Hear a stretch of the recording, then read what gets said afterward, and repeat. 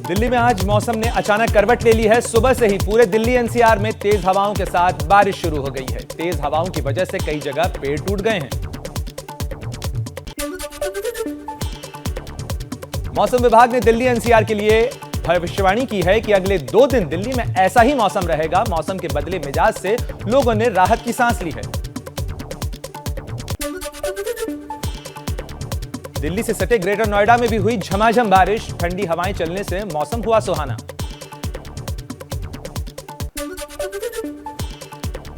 दिल्ली से करीब 100 किलोमीटर दूर मेरठ में भी मौसम बदल गया है। यहां भी तेज हवाओं के साथ बारिश की फुहारें पड़ी। मौसम खुशगवार हो गया है। उत्तराखंड के पौड़ी में भी बदला मौसम का मूड। पहाड़ों पर हो रही जबरदस्त बारिश से तापमान में गिरावट। उत्तरकाशी में सुबह से हो रही बारिश से मौसम हुआ सुहाना। रानीखेत इलाके में हो रही बारिश से लोगों को पीने के पानी के संकट से निजात मिलने की उम्मीद है। बारिश से जंगलों में भड़की आग भी शांत हुई। असम में बाढ़ से हालात खराब। 6 और लोगों की मौत हुई। 22 जिलों के 7 लाख से ज्यादा लोग प्रभावित। अब तक बाढ़ और भूस्खलन से 24 लोगों की जान गई है। असम के बाढ़ प्रभावित होजाई में राहत और बचाव में जुटी एनडीआरएफ की टीम। अब तक 500 लोगों को रेस्क्यू किया गया। एनडीआरएफ के मुताबिक जो लोग अपना घर नहीं छोड़ रहे हैं उन्हें राहत सामग्री पहुंचाई जा रही है। यूपी के गाजियाबाद में पुलिस की चौकसी के दावों की खुली पोल। मसूरी पुलिस चौकी के पास ही गंग नहर में जानलेवा स्टंट करते दिखे कई युवक। वीडियो हुआ वायरल। कोरोना के चलते 2 साल से बंद हेमकुंड साहिब की यात्रा शुरू हुई। जो बोले सो निहाल के जयकारों के साथ खुले कपाट। पंज प्यारों की अगुवाई में 5000 श्रद्धालुओं ने मत्था टेका। हरियाणा के गुरुग्राम में एक पेंट गोदाम में आग से भारी नुकसान हुआ है। दमकल विभाग की 3 गाड़ियों की मदद से आग पर काबू पाया गया। पंजाब के होशियारपुर में बड़ा हादसा। 300 फुट गहरे बोरवेल में गिरे ऋतिक के दम घुटने से मौत। एनडीआरएफ ने बोरवेल से निकाला था। मुंबई के वर्ली इलाके में दिव्यांगों के स्कूल में आज सुबह आग लग गई। आग पर समय रहते फायर ब्रिगेड की 5 गाड़ियों के जरिए काबू पा लिया गया, जिसमें कोई नुकसान नहीं हुआ। मुंबई के करीब ठाणे में स्थित टाटा मोटर्स के सर्विस स्टेशन में भी लगी भीषण आग। फायर ब्रिगेड ने आग पर काबू पाया।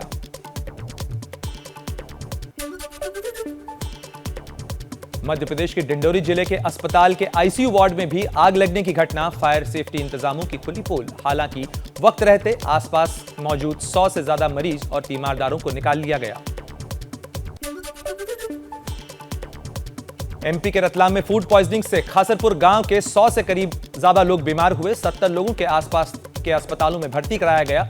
सभी ने गांव में हुए एक मुंडन संस्कार में भोज किया था।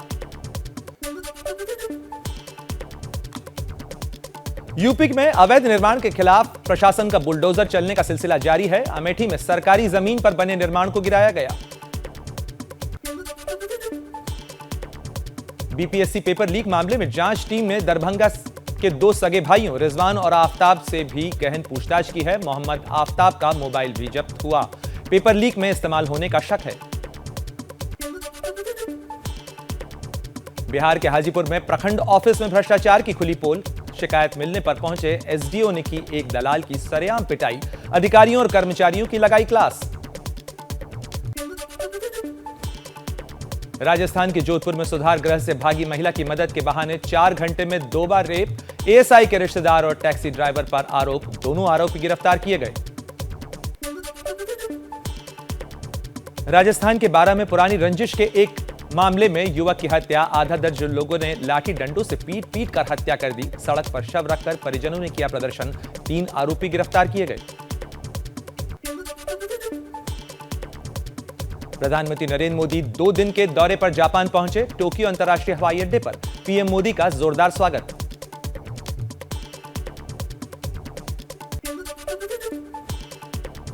टोक्यो के होटल न्यू ओटानी में पीएम मोदी का शानदार स्वागत। भारतीय मूल और जापान के लोगों ने हाथों में पोस्टर लेकर किया अभिवादन। पोस्टरों पर अनुच्छेद 370, काशी और अयोध्या का भी जिक्र, लगाए जय श्री राम और हर हर मोदी के नारे।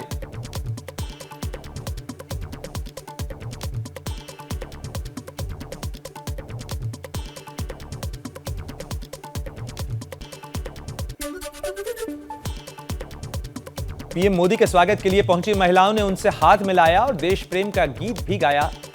सारे जहां से अच्छा हिंदुस्तान हमारा, हिंदुस्तान हमारा हमारा, सारे जहां से अच्छा। उनका ऑरा वो अनमैच्ड है एंड हम सिर्फ झलक के लिए आए थे, बट उनसे हैंडशेक करने के बाद से we were like done.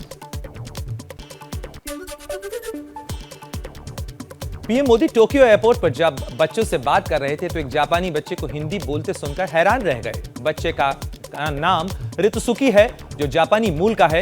Hindi उसने स्कूल में सीखी। मेरा नाम रितुसुकी है, मैं ग्लोबल इंडियन 5वीं कक्षा में पढ़ता हूँ। जापान में आपका बहुत स्वागत है। May I have your signature? May I have your signature, please?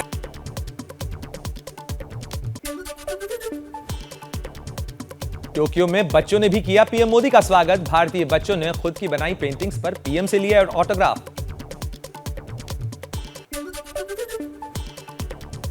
Japan दौरे के पहले दिन टोक्यो में उद्योग जगत की हस्तियों से मिलेंगे पीएम मोदी। भारतीय समुदाय के लोगों से भी होगी उनकी मुलाकात।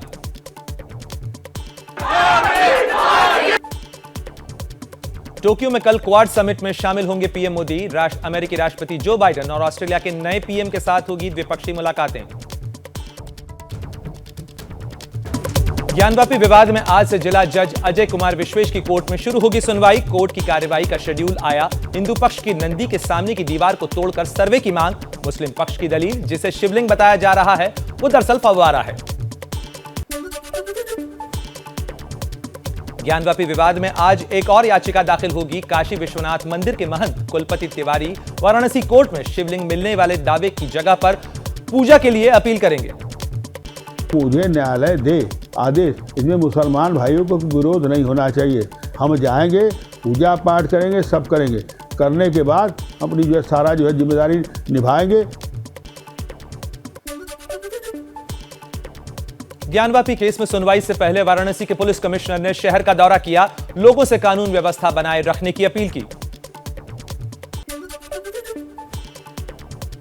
मुस्लिम संगठनों ने पीएम मोदी को चिट्ठी लिखी। कहा, ज्ञानवापी, शाही ईदगाह मस्जिद, कुतुब मीनार और हनुमान चालीसा का पाठ जैसे मुद्दों के जरिए माहौल बिगाड़ने की कोशिश हो रही है। पीएम हस्तक्षेप करें, माहौल सुधारें। वो इस पर, इन हालात पर, मुल्क के हालात पर अपनी लबकुशाई करें, कोई सख्त कार्रवाई करें और मिलने का समय दें ताकि हम अपने जो जमीनी मसाइल हैं वो उन तक पहुंचा सकें।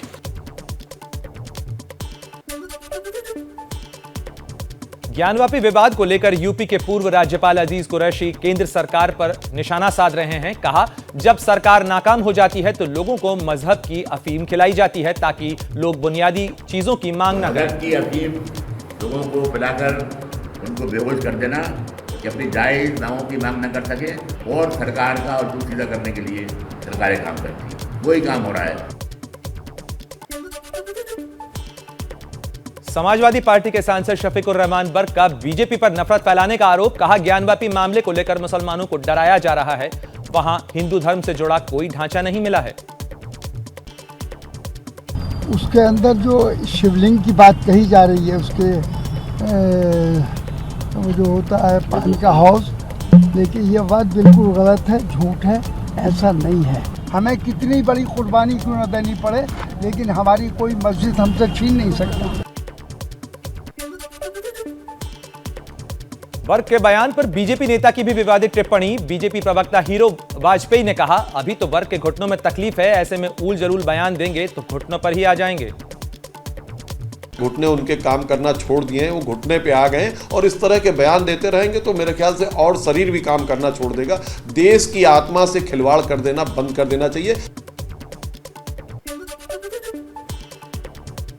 कुतुब मीनार परिसर में खुदाई की खबरों को केंद्रीय संस्कृति मंत्री जी किशन रेड्डी ने खारिज किया। कहा, ऐसा कोई फैसला नहीं हुआ है।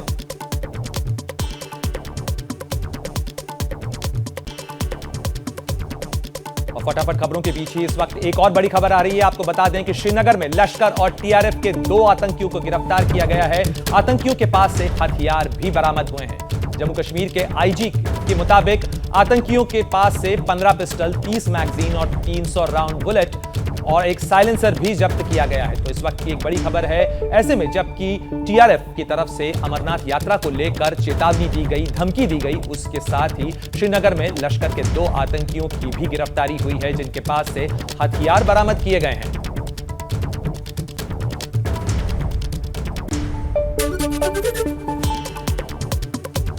कांग्रेस नेता राहुल गांधी का कैम्ब्रिज यूनिवर्सिटी के छात्रों से संवाद। भारत की आजादी के 75 साल विषय पर करेंगे संबोधन। ज्ञानव्यापी विवाद के बीच यूपी विधानसभा का आज से शुरू होगा बजट सत्र। कानून व्यवस्था और महंगाई के मुद्दे पर सरकार को घेरने की तैयारी में विपक्ष। सरकार अच्छा काम कर रही है, अच्छा व्यवहार कर रही है। हम चाहेंगे विपक्ष के पास जो मुद्दे होंगे वो सदन में लेकर के आवे। सरकार हर मुद्दे पर, हर सवाल पर जवाब के लिए तैयार। हम प्रदेश की सरकार के खिलाफ। आज यूपी विधानसभा सत्र में शामिल होंगे आजम खान। अखिलेश यादव की नाराजगी के सवाल पर आजम ने कहा, मैं खुद ही निराधार हूं तो नाराजगी का क्या, विधानसभा में जरूर जाऊंगा, मुझे जनता ने चुना है। बीजेपी के राज्यसभा सांसद सुशील मोदी का बड़ा दावा। बोले, नीतीश कुमार को लालू यादव के साथ किसी हालात में नहीं जाने देंगे। और एक बार नीतीश जी चले गए तो उन्होंने देखा कि क्या स्थिति बनी है, तो दोबारा नहीं जा सकते। मुझे तो बिल्कुल सपने में भी इस बात की कल्पना नहीं है कि नीतीश जी कभी लालू यादव साथ में आ सकते हैं। बिहार के पूर्व सीएम लालू प्रसाद यादव के घर सीबीआई छापों पर बोले नीतीश कुमार। कहा, जिसने छापे मारे वही बताएगा कि आखिर क्यों की गई कार्रवाई।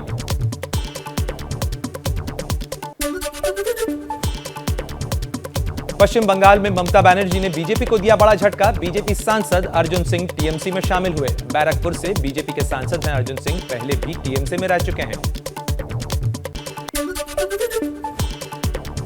पार्टी छोड़ने के बाद अर्जुन सिंह का बीजेपी पर बड़ा आरोप। कहा, बीजेपी नेता जमीन पर नहीं, एसी घरों में बैठकर जनता की लड़ाई लड़ने का ढोंग करते हैं। लेकिन बंगाल में जमीन स्तर पर जो नहीं लड़ाई लड़ेगा, सिर्फ एयर कंडीशन घर में बैठकर फेसबुक से राजनीति नहीं होती है। और इसीलिए बंगाल बीजेपी का दिनों दिन जो ग्राफ गिर रहा है, उसका यही कारण है।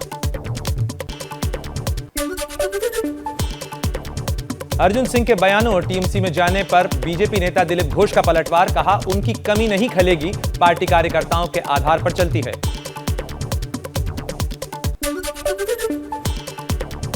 पश्चिम बंगाल के राज्यपाल जगदीप धनखड़ ने मुख्य सचिव को तलब किया। नंदीग्राम में विपक्ष के नेता शुभेंदु अधिकारी के दफ्तर में पुलिस के कथित तौर पर जबरन घुसने के मामले को लेकर बुलाया।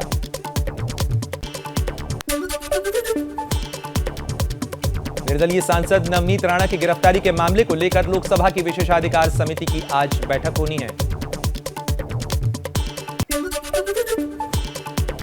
दिल्ली के ओखला से आम आदमी पार्टी के विधायक अमानतुल्लाह खान ने पुलिस को मानहानि का नोटिस भेजा। पूछा, मैंने कहां जमीन पर कब्जा किया है, कहां दंगे भड़काए और किस गैंग का हिस्सा हूं।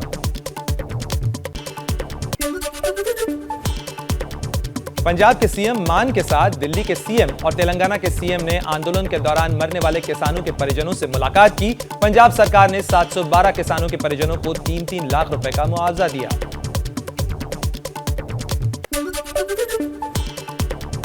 पेट्रोल डीजल पर राहत देने की केंद्र सरकार की पहल का असर। केरल, ओडिशा और राजस्थान के बाद महाराष्ट्र की उद्धव सरकार ने भी वैट घटाया। मुंबई समेत पूरे महाराष्ट्र में पेट्रोल 2 रुपए और डीजल करीब 1.5 रुपए प्रति लीटर सस्ता हुआ।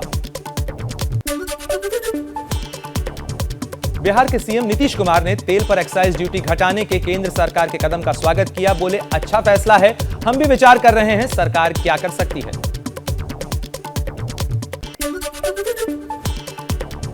पेट्रोल डीजल पर सेंट्रल एक्साइज ड्यूटी घटाने पर छत्तीसगढ़ के सीएम भूपेश बघेल का केंद्र पर हमला। कहा, यूपीए सरकार वाले लेवल पर लाए एक्साइज ड्यूटी, राज्य को 570 करोड़ रुपए का नुकसान हो रहा है। 4% सेस भी घटाने की मांग की। हम तो मांग करते हैं कि इसको जो यूपीए सरकार के समय जो सेंट्रल एक्साइज था 9 रुपया और 3 रुपया, उस दर पे ले आना। भारत सरकार ने सेस लगाया है, जो पहली बार लगा है पेट्रोल और डीजल में, उसे समाप्त किया जाना। असम के सीएम हेमंत बिस्व शर्मा ने कहा, गैर बीजेपी शासित राज्यों ने पेट्रोल डीजल पर वैट कम नहीं किए हैं। उनकी पहली जिम्मेदारी यही है कि वो वैट कम करें। भारत और बांग्लादेश के बीच 1 जून से शुरू होगी तीसरी ट्रेन मिताली एक्सप्रेस की आवाजाही सिलीगुड़ी से ढाका तक जाएगी। तेजी से चल रहा है तैयारी का काम। सऊदी अरब में 25 भारतीयों समेत 35 लोगों को बंधक बनाने का मामला सामने आया है। राजस्थान की बूंदी निवासी सोहन लाल की हालत गंभीर। परिजनों ने राष्ट्रपति से जीवन बचाने की गुहार लगाई।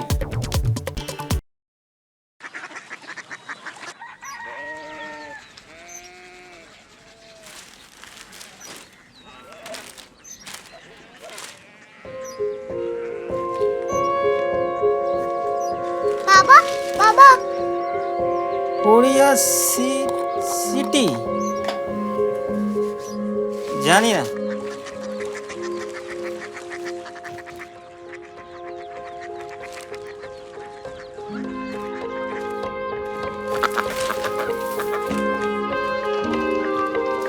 Korea city.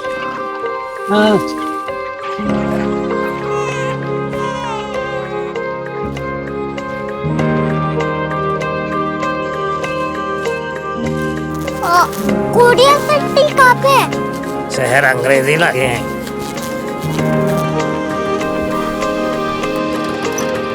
Korea city.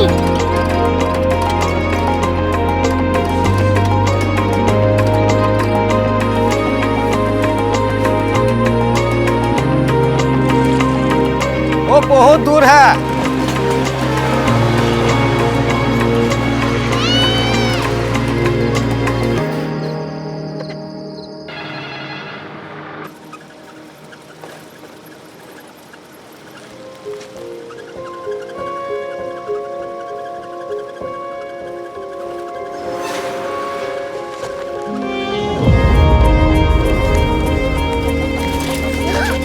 Korea city.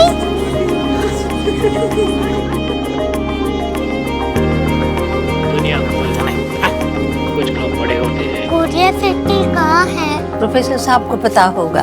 हो ये छोटा वाला ग्लोब लगता है और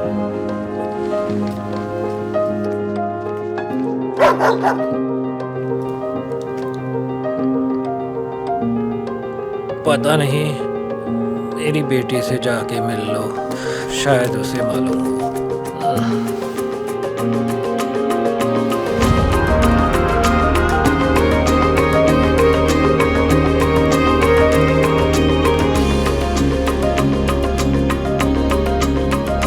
हाय, बाबा ने भेजा है। Come here. Korea city. Korea city नहीं, क्यूरियोसिटी। वो क्या? That's what brought you here? जो तुम्हें यहाँ तक ले आया। क्यूरियोसिटी।